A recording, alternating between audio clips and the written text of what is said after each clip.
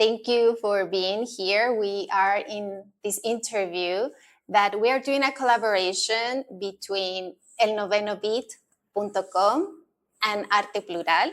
My name is Carolina, and here we have the directors of this documentary, Israelism. Here we have Erin, Axelman, and Sam Eilertsen. Nice to meet you. Welcome to Chile. Nice to meet you too. We're so great to be here in Chile. We're very excited. We are so happy to have you here, and we want to talk about this film. It's your directorial debut. It took you 7 years to make it. And I want to ask you, what was the starting point? Because it's very personal. And then what you wanted to achieve with this film. That's a great question, and thank you again so much for having us here, and it's really wonderful to be on this tour in Chile. This film is based off of our own stories, and the story that our film shows and tells is an extremely common story in the American Jewish community. Polling from the Israeli government, actually, just a few weeks ago, shows that 40% of American Jewish teenagers right now think Israel's committing a genocide in Gaza.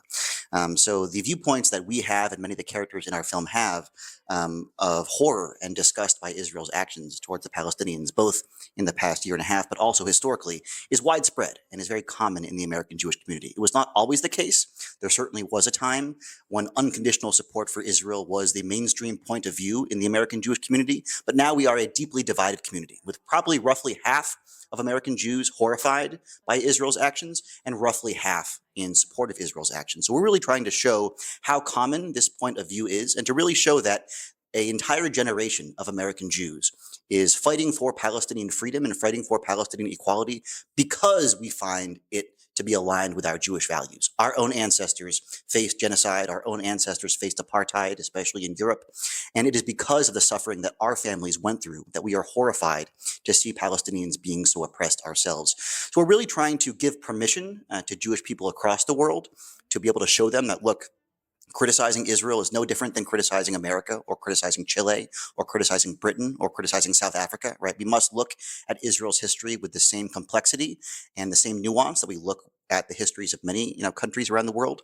And we also want to help elevate Palestinian narratives and really give power to Palestinian narratives and show Palestinian people across the world that we are listening, that we are in solidarity with the Palestinian struggle for freedom.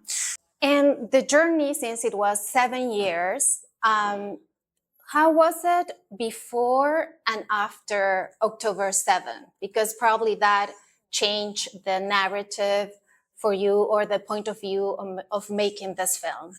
So we had completely finished the film before October 7th. We were in the middle of our first tour of college campuses. It was a very difficult moment for so many reasons, including because, after October 7th, many pro-Israel activists started trying to cancel all of our screenings on college campuses. Colleges would receive thousands of emails, tens of thousands of emails telling them not to show our film, claiming that our film, supported anti-Semitism, and, making all sorts of ridiculous accusations against us. But we were able to overcome that. We were able to reverse all attempts to cancel the film. It's screened on hundreds of college campuses at this point. It did change things, and it didn't at the same time. I think because we had finished the film beforehand, I'm sure it would have been different if we had made it afterwards. But I think many of the same trends that we show in the film have only accelerated since October 7th, both the increasing disenchantment and horror by many in the American Jewish community at witnessing the genocide in Gaza and seeing more of the truth about the occupation and how Israel treats Palestinians, and at the same time the effort by the Israeli government and the mainstream pro-Israel organizations in the United States to claim that all advocacy for Palestinian rights is anti-Semitic. And now we see even the government of the United States under the Trump administration, attempting to persecute activists, claiming that, they're being anti-Semitic or pro-Hamas by making any statements in support of Palestinian rights. These were all things that were starting to happen before October 7th, but have gotten so much worse since then. So that's one of the big ways it's changed, is that so many trends have gotten more intense and worse since that time. I have to say that you are very brave for doing this film. We heard the news yesterday that the Oscar-winning Palestinian director was arrested and attacked by, we don't know if it's the military or is like a group of or an organization from Israel. So this is a really important matter, and I'm sure it touches your heart very deeply. What do you feel about this situation that is happening? Yes. Well, I think, Palestinians are in a much more vulnerable situation than we are. So I think it is sometimes scary for us, but also, we have the protection of being white American citizens, Jewish.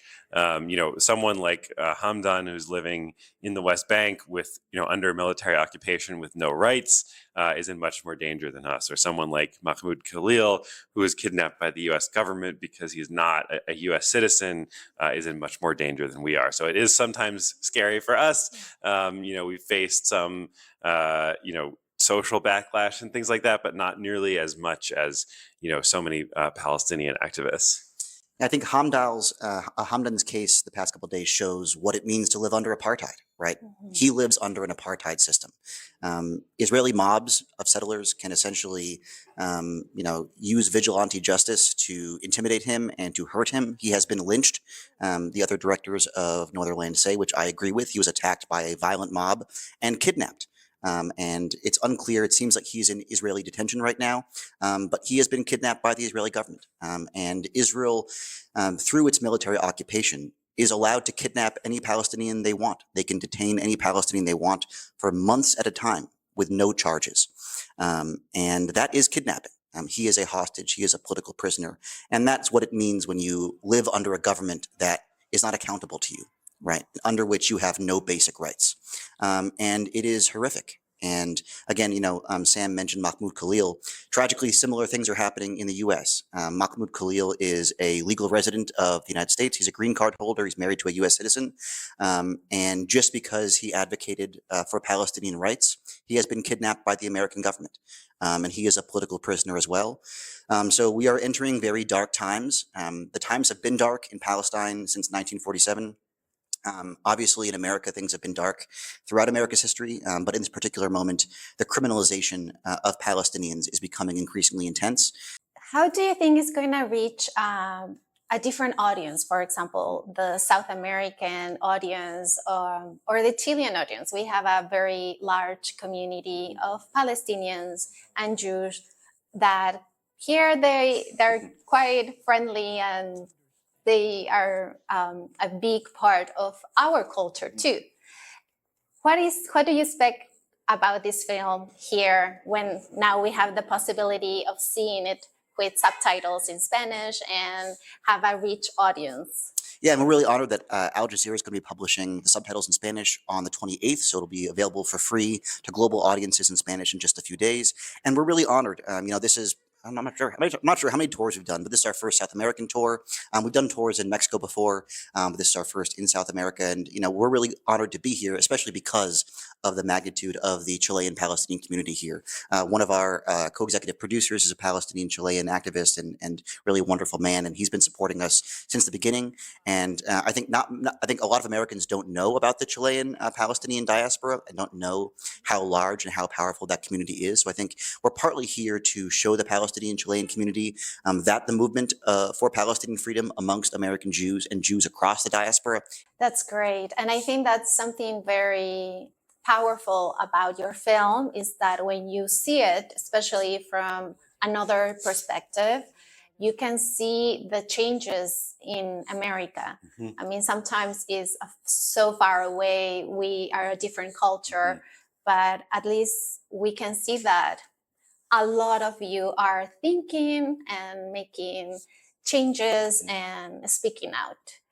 In a personal level, I'm sure it was hard also for you with your families or friends. Did you have any issues or was something that was more easygoing? We haven't had too many consequences because our families and friends are pretty left-wing.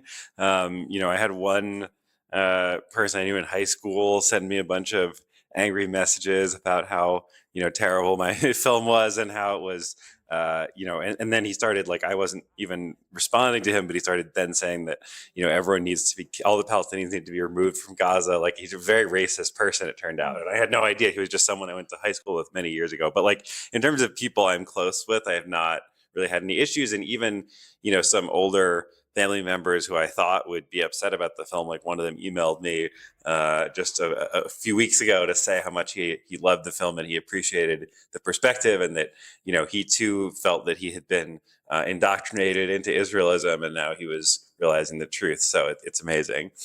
Yeah, for many people, like the main characters of our film, Simone and Eitan, this transformation has very serious personal costs. It often makes you isolated from your family. Your community often shuns you or essentially ostracizes you. And Sam and I have been very lucky in that our families have been receptive to our changes. When I began learning about Palestinian narratives, especially the Nakba and the occupation, and began talking to my parents about it, they were willing to learn.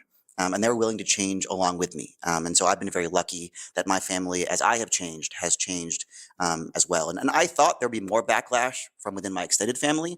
But as Sam talked about, again, when we actually finished the film and were able to show, my relatives, the great majority of my relatives, even in their 70s and 80s, really loved it.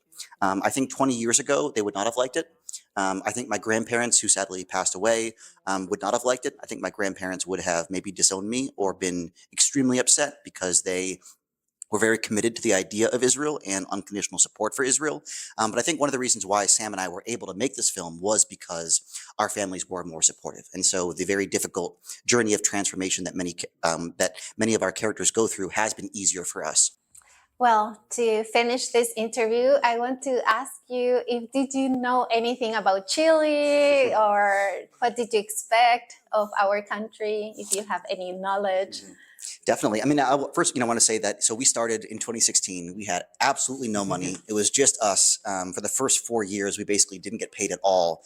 And I used a lot of my money from tutoring high school students to help support the film the first couple of years. But our very first donor was a Palestinian Chilean man who helped bring us here. And so I really began learning about the Palestinian Chilean community in 2016.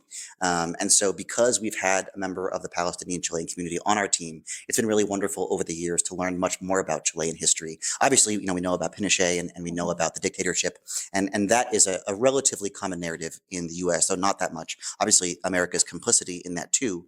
But I think what we're also really trying to do is help spread knowledge about the Chilean Palestinian community to the U.S. and to other parts of the world.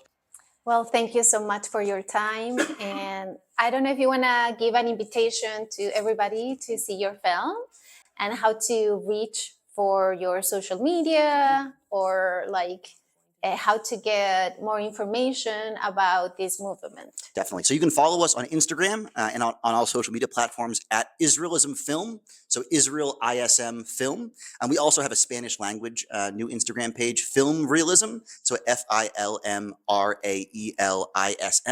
And again, we'll be doing screenings all week in Chile. And then on the 28th, Israelism will be free in Spanish on the Al Jazeera YouTube. So you can just search Al Jazeera Israelism on the 28th and watch it with Spanish subtitles. And we really wanted to make our film as accessible as possible. And so we're really honored that our film is able to reach this global audience in English and Spanish.